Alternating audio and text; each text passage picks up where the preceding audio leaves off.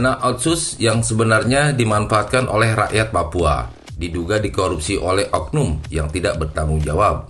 Masyarakat pun mendukung penyelidikan korupsi dana otsus agar koruptornya segera ditangkap.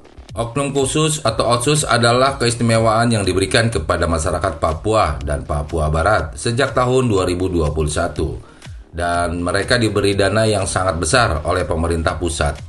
Diharapkan dengan uang itu, maka akan mengatasi berbagai permasalahan di bumi cendrawasih, seperti infrastruktur, ekonomi, kesehatan, dan lain-lain. Sayang sekali dana otsus yang disampaikan sepertinya dikorupsi oleh oknum nakal.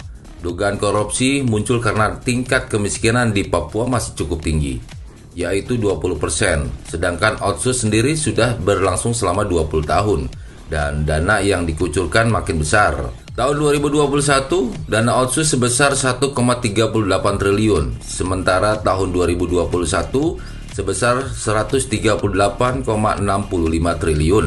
Jumlah yang sangat fantastis. Ini ternyata ada yang masih belum tepat sasaran, sehingga ada dugaan korupsi yang tersangkanya masih dicari.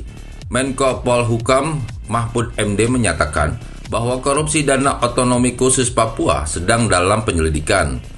Adanya penyelidikan merupakan follow-up setelah ia menerima laporan dari Forum Kepala Daerah Setanah Tabi dan Saire. Menteri Mahfud melanjutkan, penyelidikan sedang diurus oleh Kejaksaan Agung, KPK, dan Kepolisian.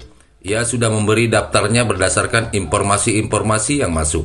Dalam artian, pemerintah secara serius akan membantu pengusutan kasus ini sehingga tersangkanya ditemukan dan akan memutus mata rantai korupsi otsus di Papua. Penyelidikan memang harus melibatkan banyak pihak untuk bekerja sama.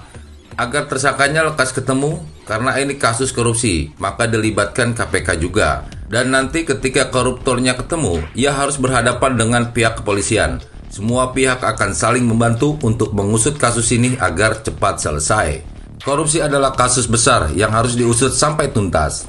Karena kasihan sekali nasib warga Papua jika dana otsus malah dilarikan oleh oknum nakal. Misalnya di anggaran otsus untuk gedung sekolah, ketika ada yang disunat, maka kualitas gedung bisa berkurang. Akibatnya, ruang kelas dan atapnya jadi mudah ambruk dan akan sangat membahayakan bagi murid-muridnya. Korupsi dan otsus memang harus diselidiki agar tidak lagi merugikan warga Papua. Menurut Karo, analis Badan Intelijen Keamanan Polri Brigjen Ahmad Kartiko, dugaan korupsi dana otsus sebesar 1,8 triliun rupiah, salah satu modus korupsi adalah dengan menggelembungkan harga barang saat pengadaannya, sehingga kantong koruptor yang diuntungkan sementara negara dan warga sipil yang dirugikan.